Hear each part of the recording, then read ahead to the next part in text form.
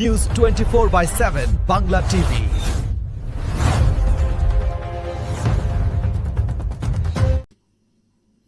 একুশে আগস্ট একদিকে 7 বছরের থ্যালাসেমিয়ায় আক্রান্ত শিশু, অন্যদিকে মস্তিষ্কের ক্যান্সারে আক্রান্ত 62 বছরের এক ব্যক্তি। দুই জটিল ও প্রাণঘাতী চিকিৎসা পরিস্থিতিতে সাফল্য পেলেন নারায়ণা হেলথের বিশেষজ্ঞ চিকিৎসকরা। উন্নত হ্যাপ্লোকোড ট্রান্সপ্ল্যান্ট এবং সিএআর টি সেল থেরাপির মাধ্যমে দুই রোগীর জীবনেই এলো গুরুত্বপূর্ণ পরিবর্তন। চিকিৎসার পর ব্লাড ট্রান্সফিউশন ছাড়াই সুস্থ জীবন পেল শিশুটি। 7 বছরের শিশুটি এইচবিই বিটা থ্যালাসেমিয়া ধরা পড়েছিল এবং তার প্রতি মাসে নিয়মিত ব্লাড ট্রান্সফিউশন প্রয়োজন হতো।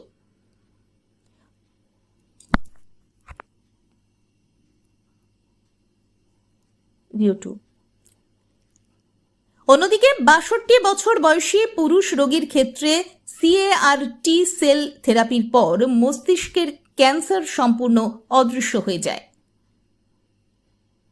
Bureau report 24/7 Bangla TV. Lymphoma বলে একটা টিউমার হয়। আমরা মোটামুটি একটা ইনস্টিটিউট, একটা বড় ক্যান্সার ইনস্টিটিউটে হয়তো আপনি বছরে 100টা থেকে 200টা কেস পাবেন per year of this kind of cancer. আমাদের কোনো ব্রেন লিম্ফোমার রেজিস্ট্রি নেই, তাই জন্য আপনাকে আমি এক্স্যাক্ট ভ্যালু বা ডেটা বলতে পারবো না।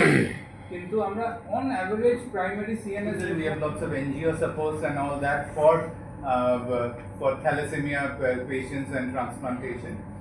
But this one we came out with a very লেগে যদি ছেড়ে দিতাম বছর 15-20 বাঁচতো, তার বেশি বাঁচতো না। আমাদের 15 বছর, এখন 2 decades লিখে দিন।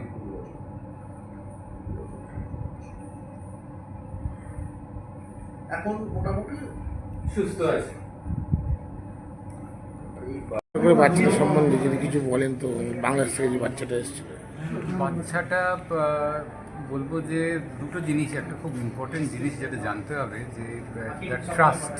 একটা ডাক্তাররা যারা ডাক্তারদের ওপর বা সিস্টেমটার ওপর বিশ্বাস করা, এবং সেই জন্যই ওর বাবা মার ওপর আমার শ্রদ্ধাটা হয় যে পুরো বিশ্বাস করে ওরা প্রসেসটা হয়েছে এবং আলটিমেটলি ওরা গিয়ে একটা সাকসেস পেয়েছে। তো definitely that is very good. ভগবানকে প্রার্থনা করি যাতে বাচ্চাটা আরও ভালো থাকে, সুস্থ থাকে সারাক্ষণ। এই যে ম্যাডাম বলছিলেন যে বাচ্চাটা যে এটা করতে প্রচুর ব্যয়সাপেক্ষ, সেটা কোনো সংস্থারা ব্যয় করে। এই যে বললাম যে ওদের যে খরচা লেগেছে সেটা হচ্ছে শুধু IVF করাটা, শুধু IVF করার খরচাটা আর প্রেগন্যান্সির খরচাটা। ওদের ট্রান্সপ্লান্টের কোনো খরচা লাগেনি, কারণ খরচাটা পুরো কড লাইফ দিচ্ছে থ্রু দেয়ার ইন্স্যুরেন্স ফান্ড। তাই জন্যই that is why this scheme is very unique, যে আমাদের খুব একটা বেশি খরচাও লাগছে না স্কিম। হতে পারতো।